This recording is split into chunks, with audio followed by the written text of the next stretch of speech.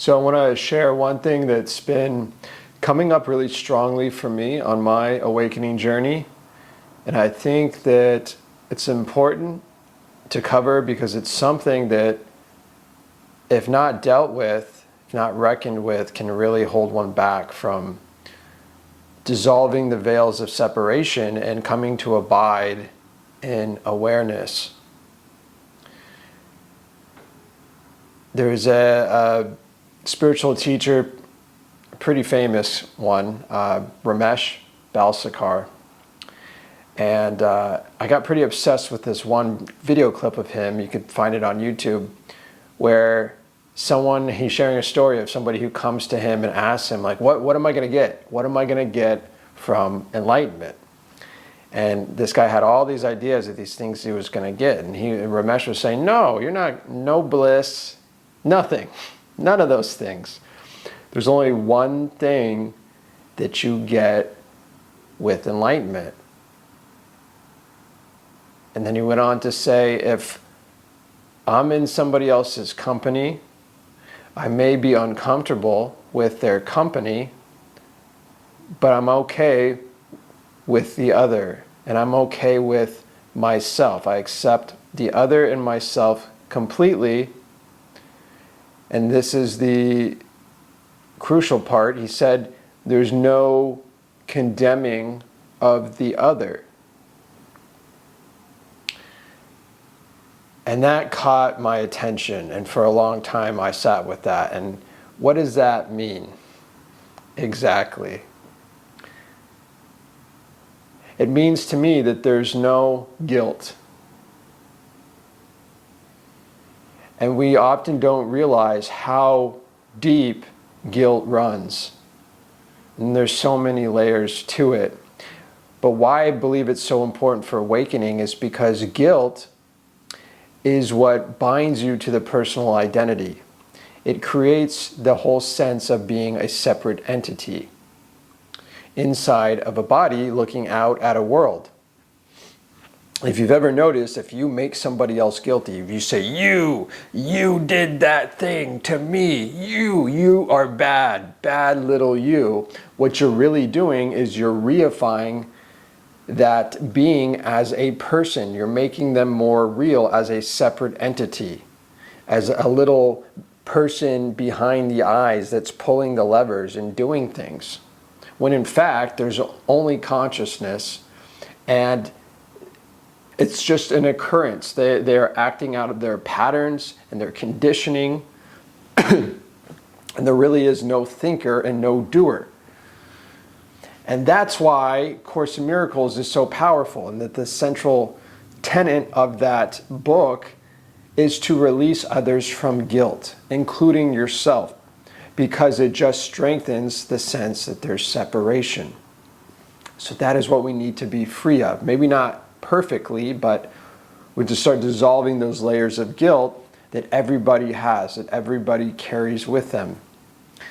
And that's why Adam and Eve is such a prominent, icon or story, allegory within the collective consciousness, because it represents the fall of man, but the fall of consciousness, as Adam became guilty, became aware of his body and what the body was doing, its functionings and its sexuality, and he saw that, oh, I have a different body than Eve, we're different.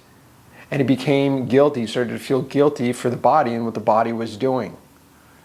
And so we fell in consciousness because we started to see each other as separate. Because guilt contracts us, it makes us tight and feel separate, and feel like it's separate from our environment, separate from nature.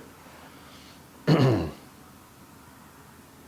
then when there's guilt, there's a need to project that guilt onto others, and then to condemn them with judgments. There's nothing wrong with judging, or it's part of discernment, but it's the condemning judgments and making the other person wrong and inherently bad. That's what creates that sense of separation. So we want to sit with our guiltiness. And with guilt also comes self-hatred. They go hand in hand. So we're learning to sit with the guilt and sit with the self-hatred, because if you're really honest with yourself, you're gonna find it. You'll eventually get to that place, that core of hatred that's in every ego. Hatred for just being human, and hatred toward other humans.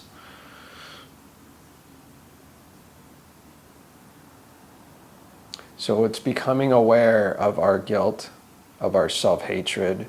There may be a mourning process, a grieving process,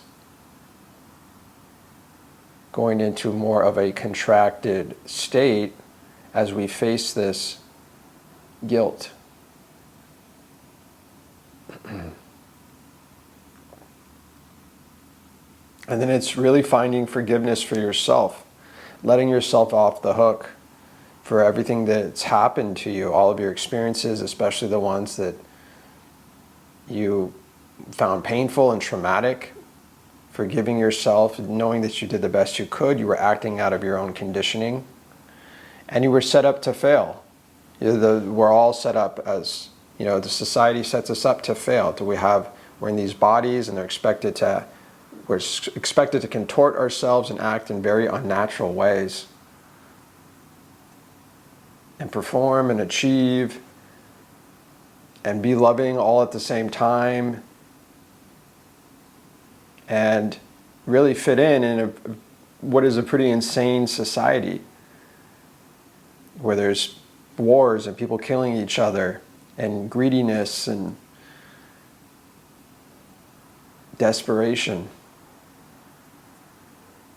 So of course you've acted out at times. Of course you haven't lived up to your ideals or the ideals of your parents or of the world.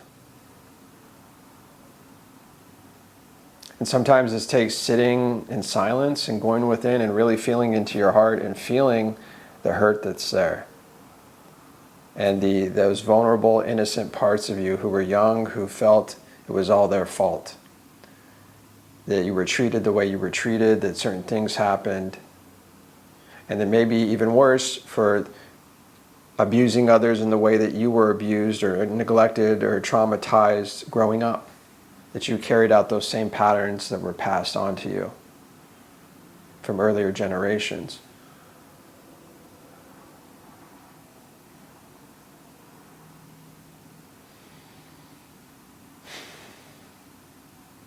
It's okay. And it's okay to feel guilty too.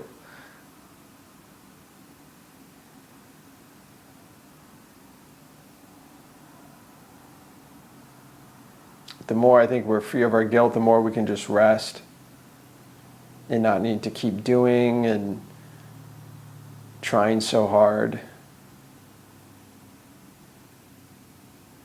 trying to love others when we have a hard time loving ourselves.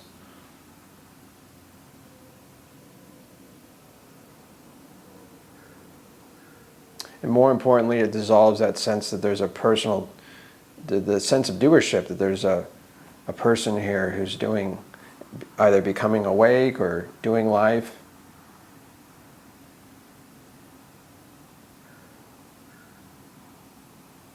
And we can come to just love our own presence, our own existence, knowing that that's enough. So I hope you found this helpful. If you did, hit that like button for me, subscribe to my channel if you haven't already, and have an amazing day. Peace to you.